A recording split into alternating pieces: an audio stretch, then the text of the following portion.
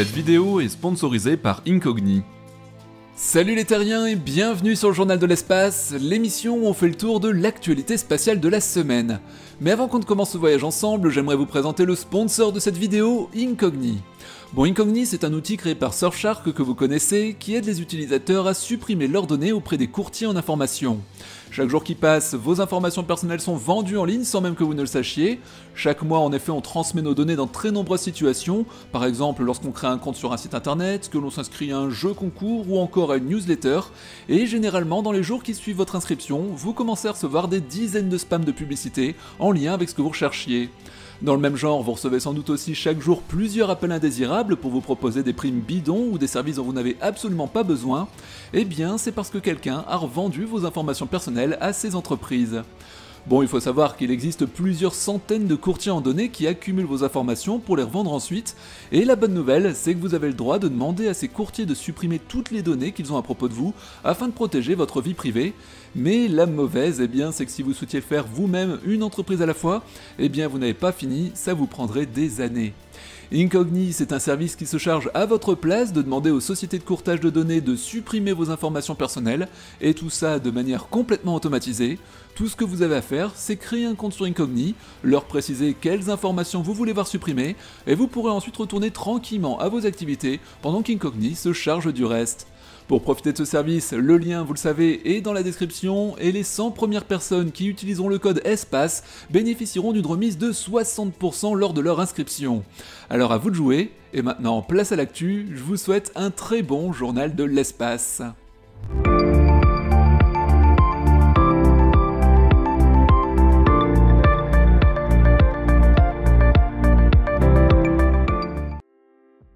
La Lune devient le nouvel Eldorado du XXIe siècle et la plupart des agences spatiales se concentrent sur ce nouvel objectif. Bien évidemment, la NASA, l'ESA et la CNSA sont au cœur de l'aventure, mais d'autres pays comme le Royaume-Uni préparent également le terrain.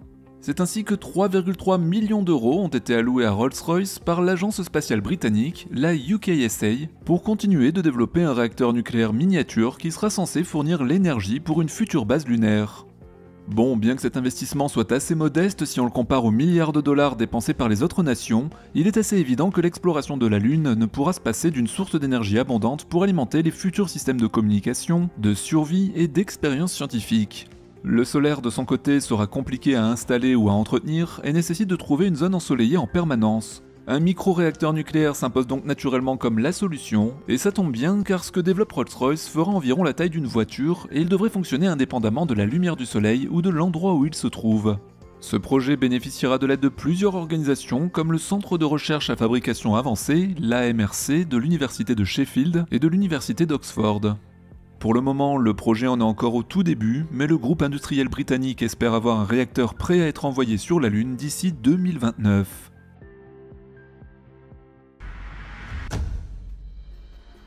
Avec nos méthodes de détection qui deviennent de plus en plus précises, il se trouve que nous sommes capables de détecter des corps célestes passant très près de notre planète. C'est le cas de l'astéroïde 2023 EY qui se trouvait vendredi 17 mars au plus près de la Terre. En effet, cet objet d'environ 25 mètres de largeur est passé à quelques 239 000 km de nous, ce qui correspond à environ 62% de la distance moyenne qui nous sépare de la Lune. Les experts de la NASA ont par contre indiqué qu'étant donné sa trajectoire, il n'y avait aucun risque de collision avec la Terre. Ce petit rocher est tout de même comparable en taille à celui de Tcheliabinsk, dont l'explosion au-dessus de la ville du même nom, le 15 février 2013, a provoqué de sérieux dégâts matériels et plus de 1000 blessés. Il aurait donc suffi que la trajectoire de 2023 EY ait été légèrement différente pour que cette situation dramatique puisse se reproduire. Heureusement, Atlas veille, c'est l'Asteroid Terrestrial Impact Last Alert System, qui est, comme son nom l'indique, un système d'alerte d'impact d'astéroïdes développé par l'Institut d'astronomie de l'Université d'Hawaï et financé par la NASA. Il est opérationnel depuis 8 ans et a été conçu pour détecter les plus petits objets géocroiseurs, c'est-à-dire ceux qui croisent l'orbite de notre planète quelques semaines à quelques jours avant qu'ils impactent la Terre. Ce système continue d'évoluer puisque l'an dernier c'est 2 satellites supplémentaires qui ont été ajoutés, ce qui en fait 4 au total. 2 sont situés dans les îles hawaïennes, un 3e en Afrique du Sud et un au Chili dans le désert d'Atacama. Pour faire simple, chacun scrute un quart du ciel observable plusieurs fois par nuit à la recherche d'éventuels objets en mouvement, et ça fonctionne puisqu'Atlas a déjà découvert plus de 700 astéroïdes proches de la Terre. Sur le site The Watchers, on apprend aussi qu'il s'agit du deuxième astéroïde connu à s'approcher de la Terre à moins d'une distance lunaire ce mois-ci, et plus impressionnant, le 14e depuis le début de l'année. Beaucoup moins rassurant par contre, le record de proximité est pour le moment détenu par l'astéroïde 2023 BU qui avait frôlé la Terre à environ 2% de la distance Terre-Lune le 27 janvier, et il s'était retrouvé à seulement 3600 km au-dessus de la surface terrestre. Jamais la NASA n'avait enregistré une altitude aussi basse.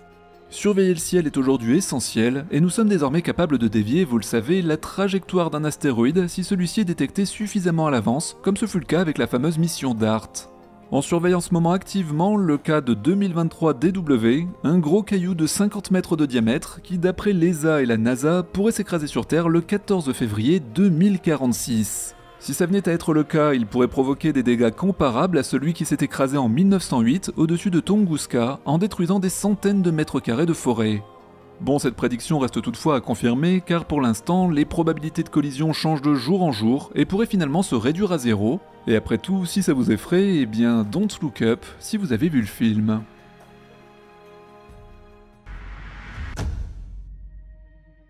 C'est une nouvelle étape importante qui vient d'être franchie puisque la NASA et la société Axiom Space ont présenté la nouvelle combinaison spatiale lunaire des futurs astronautes de la mission Artemis 3.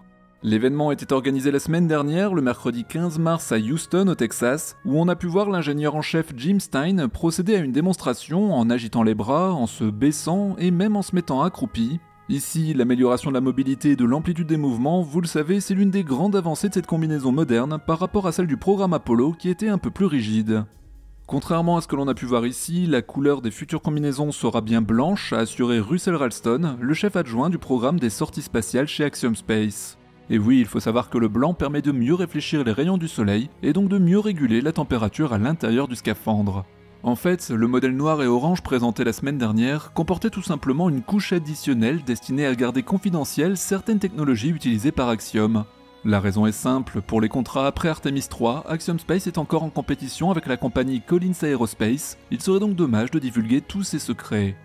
La NASA a déjà déboursé près de 228 millions de dollars pour cette combinaison high-tech qui, une fois sur la Lune, devra affronter un environnement particulièrement difficile. Il sera d'ailleurs plus rude que celui des missions Apollo puisque c'est le pôle sud qui a été choisi en raison de la présence de glace d'eau essentielle à l'établissement d'une base, et là-bas, les températures oscillent entre 50 et moins 200 degrés Celsius au fond de certains cratères à l'ombre. À ces conditions s'ajoute la présence de poussière lunaire et de pierres extrêmement tranchantes jamais érodées par le vent et l'eau, comme c'est le cas par exemple sur la Terre ou Mars même, puisqu'il n'y a tout simplement pas d'atmosphère sur notre satellite naturel. Mais revenons à notre fameuse combinaison, les matériaux utilisés pour les différentes couches doivent être isolants, résistants face au risque de déchirure et anti-adhérents vis-à-vis de la poussière qui est très collante. Pour une raison de coût, les combinaisons ne seront pas complètement réalisées sur mesure pour chaque astronaute, mais différentes tailles seront disponibles. Le casque comporte des lumières frontales et une caméra à haute résolution qui permettra de suivre en direct la sortie depuis la Terre, j'ai vraiment hâte d'y être. Pour enfiler la combinaison, les astronautes devront l'ouvrir par le dos et ils porteront tout le matériel nécessaire pour assurer leur survie, ainsi qu'une réserve d'oxygène et une sorte de climatiseur très sophistiqué. Les combinaisons pourront également être portées durant au moins 8 heures d'affilée afin de réaliser des prélèvements et faire d'autres recherches scientifiques loin du campement de base. Et petit détail qui a son importance, les astronautes porteront des couches pour leurs besoins naturels. Ouais, c'était déjà le cas pour les missions Apollo, mais je vous l'accorde, ça fait moins rêver quand même. Comme on peut le constater, développer une combinaison spatiale, c'est d'une grande complexité, c'est un équipement très sensible et qui doit être d'une fiabilité absolue pour assurer la survie des hommes et femmes qui iront fouler le sol lunaire, mais il était plus que temps d'innover quand on sait que la technologie utilisée actuellement dans les combinaisons pour les sorties extravéhiculaires de l'ISS date d'il y a 40 ans tout de même.